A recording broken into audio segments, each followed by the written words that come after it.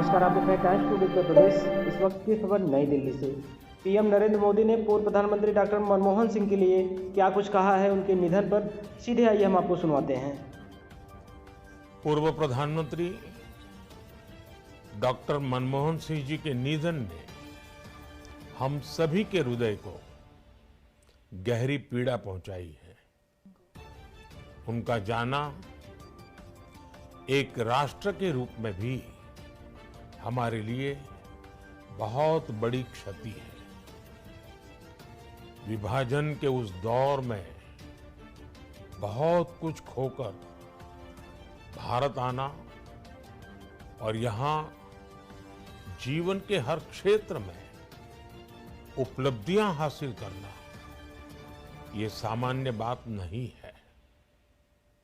अभावों और संघर्षों से ऊपर उठकर कैसे ऊंचाइयों को हासिल किया जा सकता है, उनका जीवन ये सीख भावी पीढ़ी को देता रहेगा।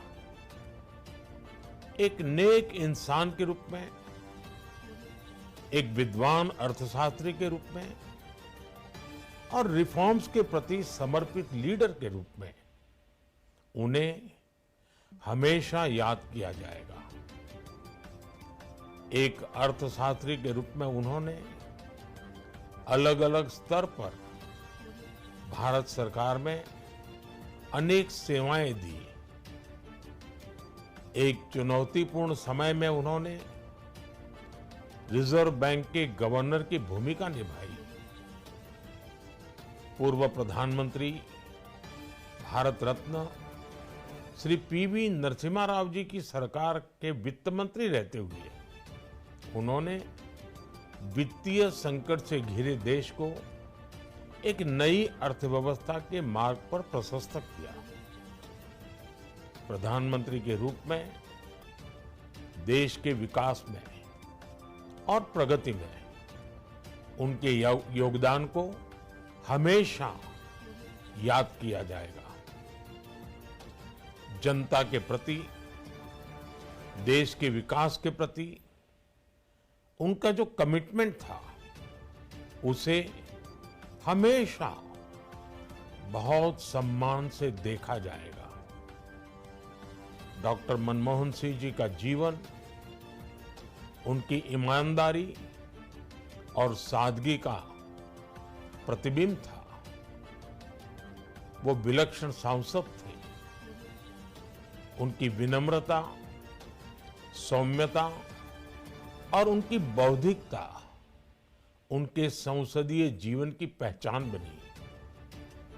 मुझे याद है कि इस साल की शुरुआत में जब राज्यसभा में उनका कार्यकाल समाप्त हुआ, तब मैंने कहा था कि सांसद के रूप में डॉक्टर साहब की निष्ठा सभी के लिए प्रेरणा जैसी है। सत्र के समय अहम मौकों पर वो व्हीलचेयर पर बैठकर आते थे, अपना संसदीय दायित्व निभाते थे। दुनिया के प्रतिष्ठित संस्थानों की शिक्षा लेने और सरकार के अनेक शीर्ष पदों पर रहने के बाद भी वो अपनी सामान्य पृष्ठभूमि के मूल्यों को कभी भी नहीं भूले। दलगत राजनीति से ऊपर उठकर उन्होंने हमेशा हर दल के व्यक्ति से संपर्क रखा, सबके लिए सहज उपलब्ध रहे।